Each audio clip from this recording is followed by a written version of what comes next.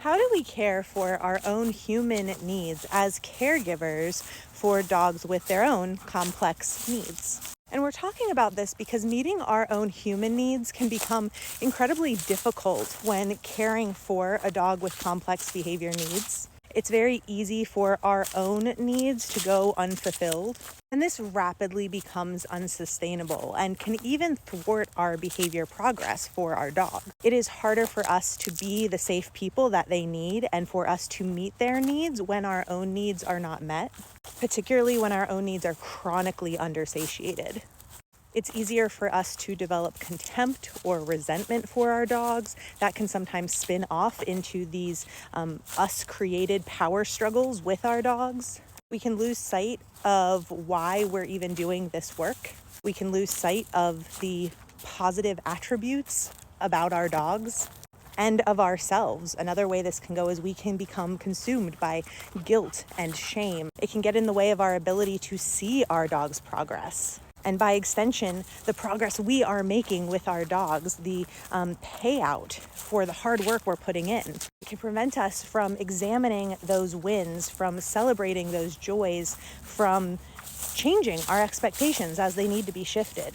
And so let's talk a bit about how I coach my clients on meeting their own needs so that our behavior work can be sustainable. I think one of the most important things from the start is to recognize that when our own needs are unmet, this is not a personal failing. We don't need to heap more guilt and shame upon ourselves for not being able to meet those needs.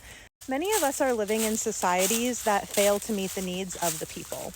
Many of us do not live within societies that are set up to allow us to satiate our needs easily. Societies that are not trauma-informed, that are not disability-friendly.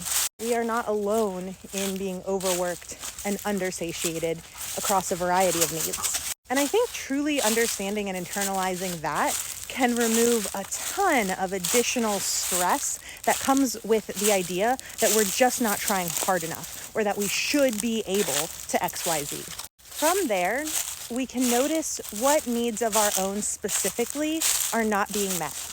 And this is where things can get really diverse. Maybe we've stopped taking walks because they're not good for our dog.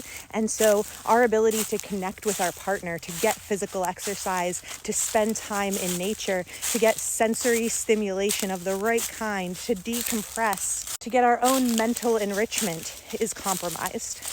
Can we take walks without our dog?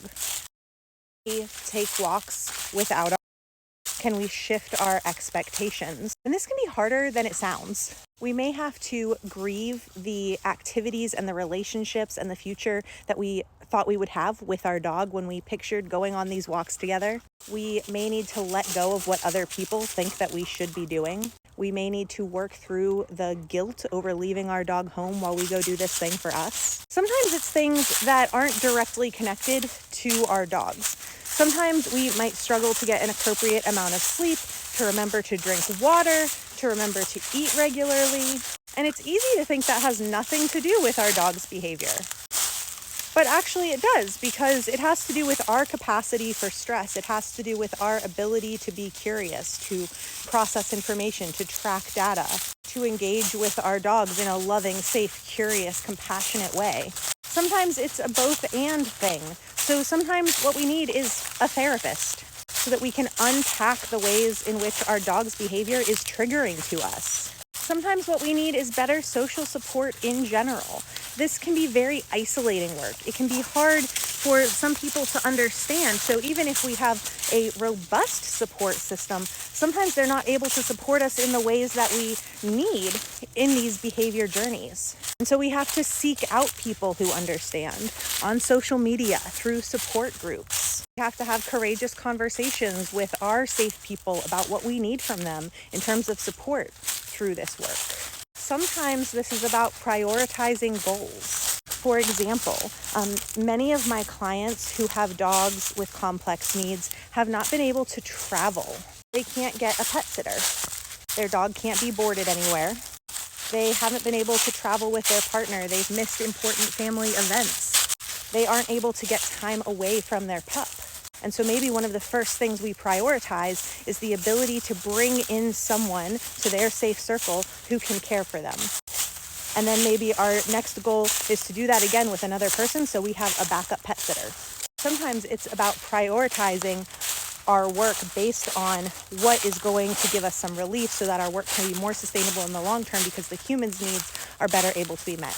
And this is one of the things I wish that was better understood about behavior support. Behavior therapy for the dog isn't just for the times when the human has the capacity to fully dive into behavior modification.